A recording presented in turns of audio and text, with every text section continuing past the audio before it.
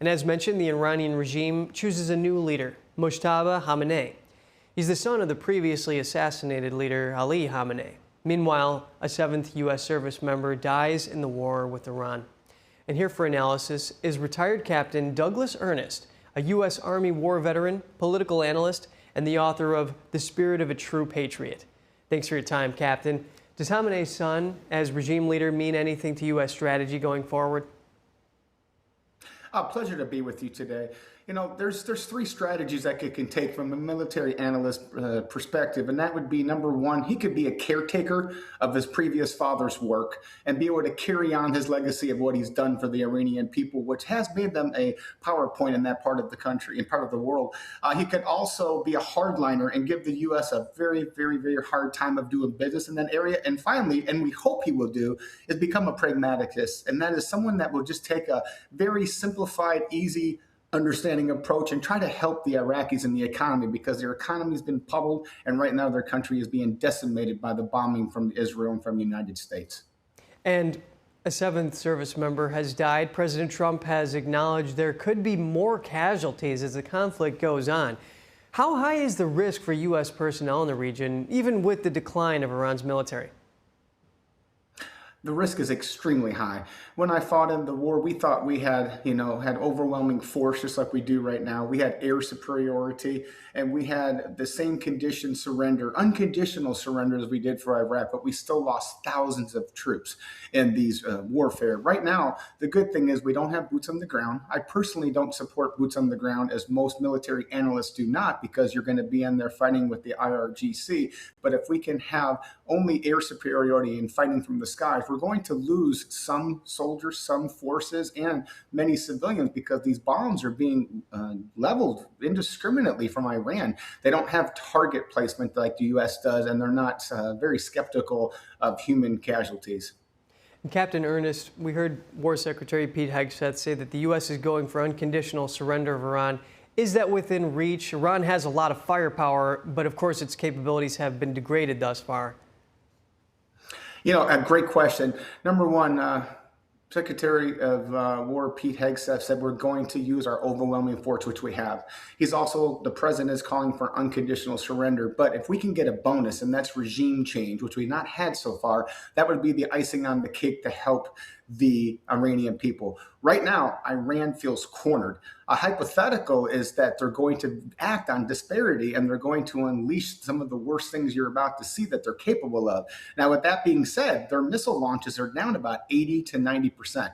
When this started, our analysts' expectations was they had around 2,500 ballistic missiles. They're now under 1,000, and a lot of their launching pads have been destroyed by our air superiority. So right now, they're going to be acting on a disparity, and we're going to hope that they don't feel a need to strike back and to hurt civilians and to inflict pain on their neighbors in that region of the world. Where does the U.S.-Israeli operation stand right now? What are the targets? You know, right now is just to take these ballistic missiles. Something that happened over the weekend that was a little bit controversial, and if you read the news feeds over the weekend, you saw that Israel had started taking out the fuel supply chains in that part of the world, and that's kind of a little bit hard, because that's going to put a little bottleneck in the strategy that's going on with the Trump administration right now. We don't want to isolate the Iraqi people. We want to help facilitate, hopefully, a power change over there. But right now, we're going after the ballistic missiles. We want to find this enriched uranium, which they're about 60% of the way towards a nuclear bomb after we did the bombing about 6 months ago.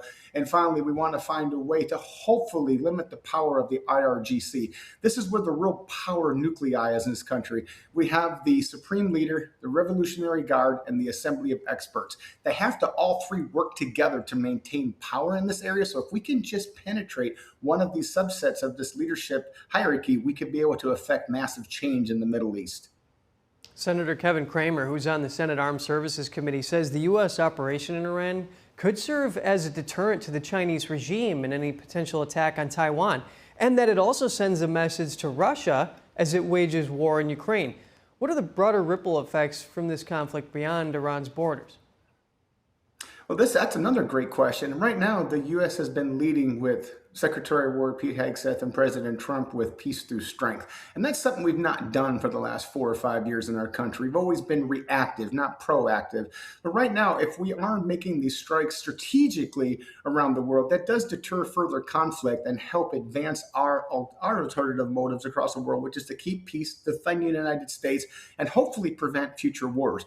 But right now, the oil markets are in up level. The plan to have a hardline leader changed out has not come to fruition, and we don't have something else that's very, very important to this situation, and that is the variable of putting in another hardline leader is doubling down on Iraq's effect to fight back against President Trump. So I think everybody watching should stay tuned, because it's going to be a very exciting week to see how this all plays out.